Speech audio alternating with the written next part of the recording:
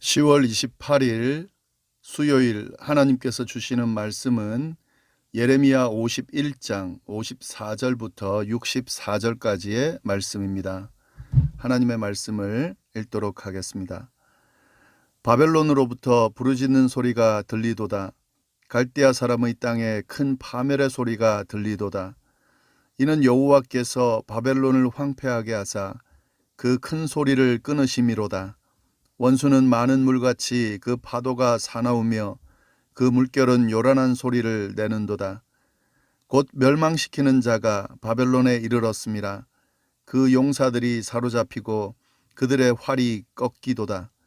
여호와는 보복의 하나님이시니 반드시 보응하시리로다. 만군의 여호와라 일컫는 왕이 이와 같이 말씀하시되, 내가 그 고관들과 지혜 있는 자들과 도백들과 태수들과 용사들을 취하게 하리니 그들이 영원히 잠들어 깨어나지 못하리라. 만군의 여호와께서 이와 같이 말씀하시니라.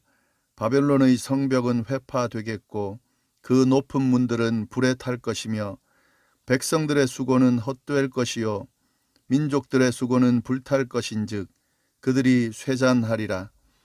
유다의 시드기야 왕 제4년에 마세야의 손자 네리야의 아들 스라야가 그 왕과 함께 바벨론으로 갈 때에 선지자 예레미야가 그에게 말씀을 명령하니 스라야는 병창감이더라. 예레미야가 바벨론에 닥칠 모든 재난 곧 바벨론에 대하여 기록한 이 모든 말씀을 한 책에 기록하고 스라야에게 말하기를, 너는 바벨론에 이르거든 삼가 이 모든 말씀을 읽고 말하기를, 여호와여 주께서 이곳에 대하여 말씀하시기를, 이 땅을 멸하여 사람이나 짐승이 거기에 살지 못하게 하고 영원한 폐허가 되리라 하셨나이다 하라 하니라. 너는 이 책을 읽기를 다한 후에 책에 돌을 메어 유브라데강 속에 던지며 말하기를, 바벨론이 나의 재난 때문에 이같이 몰락하여 다시 일어서지 못하리니 그들이 피폐하리라 하라 하니라. 예레미야의 말이 이에 끝나니라. 아멘. 네, 오늘 본문은 바벨론 멸망에 대한 심판 예언 마지막 부분이자 예레미야의 예언 마지막 부분입니다. 그리고 이제 52장은 부록으로 들어가 있는데요. 예레미야는 예루살렘을 파괴시키고 유다를 멸망시킬 바벨론이 결국 파멸당할 것이라고 하는 그 예언으로 그의 예언의 마지막을 마치고 있습니다. 이 마지막 부분 오늘 한번 살펴보도록 하겠습니다. 54절부터 56절까지 말씀을 보시면은 바벨론 사람들의 탄식의 내용이 나오고 있습니다. 54절을 보시면 바벨론으로부터 부르짖는 소리가 들리도다. 갈대아 사람의 땅에 큰 파멸의 소리가 들리도다. 심판을 받아서 멸망하게 될 바벨론에서 부르짖는 소리가 들릴 것이라고 하는 예언입니다. 큰 파멸의 소리가 들릴 것이다 라고 하는 예언입니다. 왜 이런 소리가 들리는가? 제가 방금 말씀드린 것처럼 하나님께서 바벨론을 황폐하게 하시고 시끄럽게 떠드는 죄악의 큰 소리를 끊어버리실 것이기 때문에 그렇습니다. 55절 보시면 이는 여호와께서 바벨론을 황폐하게 하사 큰 소리를 끊으심이로다. 원수는 많은 물같이 그 파도가 사나우며 그 물결은 요란한 소리를 내는도다. 하나님께서 심판하신다 하는 거죠. 56절 말씀 보시면은 곧 멸망시키는 자가, 여러 번 말씀드렸지만 하나님의 심판 도구로, 바벨론을 심판하시는 도구로 바사, 페르시아죠. 메대와 페르시아 연합군인데 페르시아라고 해도 되겠습니다. 페르시아 멸망시키는 자가 바벨론에 이르렀다. 그래서 바벨론을 멸망시킨다. 그 용사들이 사로잡히고 그들의 활이 꺾인다. 그 멸망시키는 자로 인하여 그 용사들이 사로잡히고 그들의 활이 꺾일 것이다 하는 거죠. 왜 이런 하나님의 심판이 바벨론에 임하는가? 여호와는 보복의 하나님이시니 반드시 보응하시리로다. 예, 앞에 55절 보시면은 원수는 이렇게 되어 있습니다. 그러니까 지금 이 바벨론은 하나님의 원수인 거죠. 하나님께서 유다와 또 유다 주변에 있는 나라들을 심판하는 도구로 바벨론을 사용하지만 그렇다고 그가 옳은 사람은 옳은 나라는 아니다 하는 거죠. 하나님께 있어서는 원수다 하는 겁니다.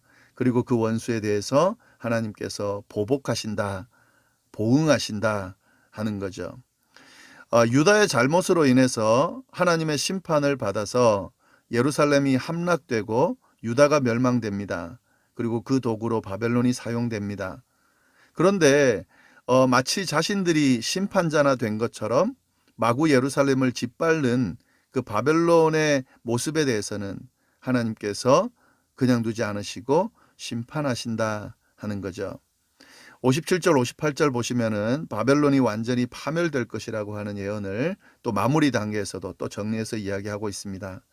만군의 여호와라 일컫는 왕이 이와 같이 말씀하시되 내가 그 고관들과 지혜 있는 자들과 도백들과 태수들과 용사들을 취하게 하리니 그들이 영원히 잠들어 깨어나지 못할 것이다. 예, 바벨론의 완전한 파멸을 이야기하는 거죠. 고관들, 지혜 있는 자들, 도백들, 태수들, 용사들 모두 취할 거다 하는 거죠. 그들이 잠들고 깨어나지 못할 것이다. 58절 만군의 여호와께서 이같이 말씀하시니라 바벨론의 성벽은 회파되겠고 그 높은 문들은 불에 탈 것이며 백성들의 수고는 헛될 것이고 민족들의 수고는 불탈 것인즉 그들이 쇠잔할 것이다. 바벨론이 이렇게 멸망될 것이다 라고 하는 말씀인 거죠. 이 57절 58절에서 저희가 조금 주목해 봐야 될 부분은요. 이 바벨론을 멸망시키는 존재에 대한 언급입니다. 57절에 뭐라고 되어 있냐면 만군의 여호와라 일컫는 왕. 58절은 만군의 여호와. 그냥 하나님이라고 하지 않고 여호와라고 하지 않고 이렇게 표현해 놨습니다. 만군의 여호와라 일컫는 왕이 바벨론을 파멸시킬 거다. 만군의 여호와께서 이와 같이 말씀하시는데 바벨론을 파멸시킬 거다, 심판하실 거다. 이렇게 되어 있습니다. 지금 그 바벨론에 의해서 이스라엘이 멸망당할 때에 예루살렘이 함락되고 성전이 파괴되고 이스라엘 남유다가 멸망될 때에 하나님께서 마치 멸망한 것처럼 그렇게 생각할 수가 있습니다. 그러나 분명히 미리 예언의 말씀을 주십니다. 이스라엘이 멸망당하는 것은 하나님의 멸망은 아니다 하는 거죠. 하나님이 이스라엘을 심판하기 위해서 이스라엘을 멸망시킨 것이지 그들의 잘못, 그 기회를 주고 계속 돌이키라고 했음에도 불구하고 하나님을 무시하고 불순종에 대한 대가로 그렇게 그들이 심판을 받은 것이지 그로 인해서 하나님이 저버린 것은 아니다는 거죠. 바벨론에 의해서 또 바벨론이 섬기는 왕에 의해서 신에 의해서 지고 멸망당하는 것은 아니다 하는 거죠. 모든 세상의 주권은 하나님께 있음을 확실히 하고 있습니다. 하나님은 만군의 여호와, 만군의 여호와라 일컫는 왕이라고 하는 사실을 분명하게 언급하면서 그가 바벨론의 심판을 이야기하신다, 예언해 주신다 하는 말씀을 하고 있습니다. 네, 마지막 부분 59절부터 64절 말씀은 바벨론 심판 예언의 마지막 부분이면서요. 예레미야 예언의 마지막 부분인데 한번 어떤 내용이 있는지 살펴보도록 하겠습니다. 네, 59절 보면은 이렇게 돼 있는데요. 유다의 시드기야 왕 제4년에 마세야의 손자 네리야의 아들 스리야가 그 왕과 함께 바벨론으로 갈 때에 선지자 예레미야가 그에게 말씀을 명령하니 스라야는 병참감이다. 네, 이렇게 되어 있는데요. 이 당시 배경 바벨론 심판의 예언의 말씀에 대한 하는 그 시점을 잘 자세하게 언급하고 있습니다. 그때가 언제냐면 시드기야 왕 제4년입니다. 시드기야 왕 제4년 때 스라야라고 하는 존재가 나오는데요. 이 사람은 마세야의 손자이면서 네리야의 아들이죠. 예, 병참감이다. 병참감은 수행관이다. 이렇게 볼 수 있습니다. 왕을 수행하는 수행관으로 보는데요. 여기서 마세야의 손자 네리야의 아들이다 그러면은 지금 앞에서 또 누가 이런 사람이 있었는데요. 마세아의 손자면서 네리아의 아들이 있었는데 바룩입니다. 네, 서기관 바룩. 예레미야의 비서이면서 예레미야 예언의 말씀을 받아 적고 했던 기록했던 바룩. 그러니까 지금 똑같으니까 아마 둘이 형제라고 보면 되겠는데요. 예, 바룩의 형제 스라야에게 어떤 일이 주어집니다. 뭐냐면은 스라야가 그 왕과 함께 바벨론으로 갈 때에 선지자 예레미야가 그에게 말씀을 명령했다. 왕과 함께 바벨론으로 갔다 하는 거죠. 그것도 시드기야 왕 4년에 그 시점을 보면은요. 이미 바벨론이 유다를 2번 침략했습니다. 그리고 2번 침략하면서 유다 백성들을 포로로 2번이나 잡아갔습니다. 그 시점인데 아마도 바벨론에 조공을 바치러 간 것이 아닌가 봐지는데요. 예, 그때에 왕과 함께 스라야가 하여튼 바벨론으로 갈 그때에 예레미야가 스라야에게 말씀을 명령했다 하는 거죠.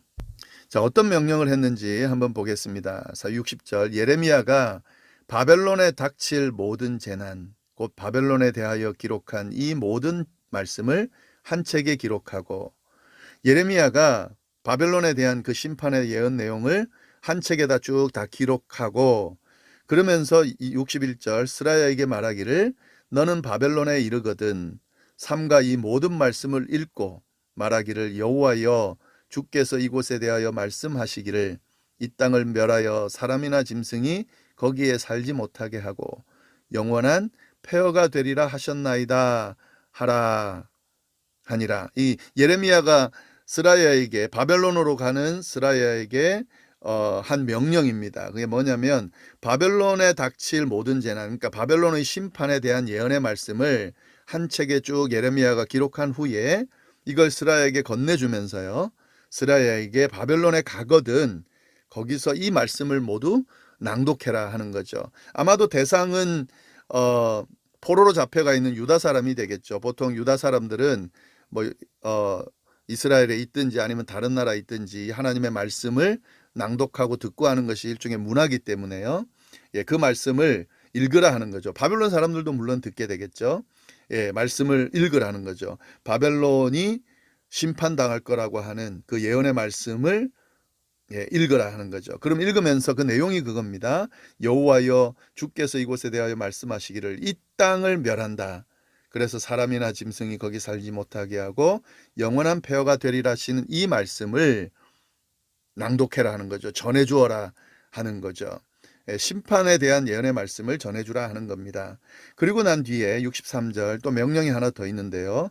너는 이 책 읽기를 다 한 후에 책에 돌을 메어 유브라데 강 속에 던지며 말하기를 바벨론이 나의 재난 때문에 이같이 몰락하여 다시 일어서지 못하리니 그들이 피폐하리라 하라 하니라. 네, 또 어떤 명령이냐면 그렇게 책을 쭉 낭독한 후에 그 책을 다 읽은 후에는 그 책에 돌을 메어서 유브라데 강 속에 던지라는 거죠. 일종의 상징적인 행위를 하라 하는 겁니다. 그 의미는 뭐냐면 바벨론이 하나님의 그 심판으로 인해서 이렇게 책이 물에 가라앉는 것처럼 멸망당하여 가라앉게 될 거라고 하는 그런 퍼포먼스를 하라 하는 거죠. 네, 또 이렇게 강에다 던지는 이유는요. 이 예언의 말씀을 누구도 바꿀 수 없다, 고칠 수 없다 하는 그런 의미도 있는 겁니다. 이 명령을 스라야에게 예레미야가 한 거죠. 바벨론에 갈 때에 이 바벨론 심판에 대한 예언의 말씀 기록된 책을 가서 낭독하고 그걸 마치고 나면 책을 돌에 메어서 유브라데 강에다 던지라고 하는 이 예언의 말씀을 하는 거죠. 결국 이 말씀은 바벨론의 심판에 대한 예언의 말씀을 전하라 하는 겁니다. 이때는 유다가 멸망하기도 전이고 그리고 바벨론이 멸망할 것도 같지 않은 그런 강한 그런 나라였는데 이 예언의 말씀이 그때 주어졌다 하는 거죠. 그리고 마지막에 예레미야의 말이 이에 끝나니라. 예레미야의 예언이 바벨론에 대한 예언뿐만 아니라 유다와 10개 나라에 대해서 예언했던 모든 내용들이 이제 끝났다 하는 거죠. 네, 이 내용 오늘 말씀 마무리하는 내용이 보면서 우리가 다시 주목해야 될 그 부분 하나님께서 주시는 말씀을 몇 가지 정리해 보면은요. 첫 번째는 계속 여러 차례 이야기했지만 바벨론이 하나님의 심판 도구로 사용됐다고 하여 그가 심판의 대상에서 제외되는 것은 아니다 하는 거죠. 그도 심판의 대상이 될 수 있고 그가 하나님에게 교만하고 하나님의 존재를 무시하게 되면 그에 대한 심판을 받게 된다 하는 거죠. 그래서 하나님은 만군의 여호와다 하는 거예요. 이스라엘의 하나님만이 아니라 모든 세상을 다스리시는 하나님이시다. 하나님께서 모든 나라들을 다스리고 그렇게 이끄신다라고 하는 사실, 그 사실을 우리가 살펴볼 수 있습니다. 그리고 또 한 가지 더는 예레미야가 유다에게 예언할 때에 바벨론이 하나님의 심판 도구로 사용되어서 바벨론에 의해서 심판받을 거다라는 말을 하면서 친바벨론 정책을 펼치는 것처럼 예언했습니다. 바벨론에게 항복하라라고 하는 그런 예언의 말씀을 했는데, 그러니까 어떤 면에서는 바벨론 친바벨론으로 예레미야가 생각되어 줄 수 있습니다. 그런데 분명하게 그 예언의 말씀과 함께 바벨론 멸망에 대한 예언도 했습니다. 오늘 말씀뿐만 아니죠. 50장, 51장에 나오는 내용을 보면 예레미야는 하나님의 말씀을 특히 바벨론 멸망에 대한 심판에 대한 예언의 말씀도 했다 하는 거죠. 이걸 보면 친바벨론이다 아니다 이렇게 말할 수 없다 하는 거죠. 예레미야는 친바벨론파도 아니고 친애굽파도 아닙니다. 예레미야는 오직 하나님의 말씀만 전하는 사람이었습니다. 예레미야가 하나님의 말씀을 전할 때에 유다 왕들도 두려워하지 않고 겁내지 않았습니다. 애굽도 겁내지 않았고 바벨론에 대해서도 겁내지 않고 하나님이 주시는 예언의 말씀을 있는 그대로 하나님만 두려워하고 전하고 있다라고 하는 사실을 우리가 발견할 수 있다 하는 거죠. 이거 좀 잘 볼 필요가 있는데요. 우리가 이 세상 사는 동안 어떤 편, 어떤 의견 이런 것들을 주장하고 그 의견들을 사람들에게 피력할 수 있습니다. 그런데 잘 알아야 될 것은 이 의견을 주장하고 이 반대 의견을 주장하지 않는다고 해서 반하거나 이 의견을 반대한다고 해서 반대 의견을 주장하는 것처럼 여기고 그렇게 이 세상에서 흘러가는 그 의견들이나 어떤 흐름들을 그렇게 쫓는 것은 성도의 모습이 아니다 하는 거죠. 성도는 한쪽으로 치우치지 않고요. 하나님 앞에서 하나님의 말씀대로 하나님께서 주신 그 말씀과 명령에 따라 사는 사람입니다. 틀린 것은 틀린다고 말하고 옳은 것은 옳다고 말할 수 있는 사람, 그리고 이 모든 것들을 하나님의 말씀의 기준으로 판단하고 따를 수 있는 사람이 바로 성도다 하는 거죠. 예레미야가 지금 그 모습을 잘 보여주고 있다 하는 겁니다. 예레미야는 끝까지 그의 하나님께서 주신 말씀을 받고 그것이 좀은 무거운, 어떤 면에서는 슬픈, 또 어떤 면에서는 두려운 그런 소명이고 사명이었지만 그것을 끝까지 잘 완수함으로 주어진 소명대로 잘 살았다 하는 겁니다. 이 말씀 보면서요, 저도 이렇게 좀 살았으면 좋겠다 그러면서 기도가 나왔습니다. 성도로서 또 목회자로서 하나님께서 주신 소명, 사명대로 그 어떤 것에도 치우치지 않고 하나님을 두려워하는 마음으로 나를 돌아보고 판단하면서 그렇게 하나님의 말씀이 이끄는 그 삶을 살다가 삶의 마지막 순간에 내게 맡겨진 소명, 사명 잘 감당했다. 하나님 앞에 고백하고 하나님의 부르심을 받을 수 있으면 참 좋겠다라는 생각, 또 그걸 놓고 계속 기도하고 열심히 걸어가야겠다 하는 그런 깨달음을 얻게 됐습니다. 아마 여러분들도 이 말씀 쭉 보면서 나름대로 하나님이 주신 음성을 들으실 텐데 그 말씀 잘 마음에 새기면서요.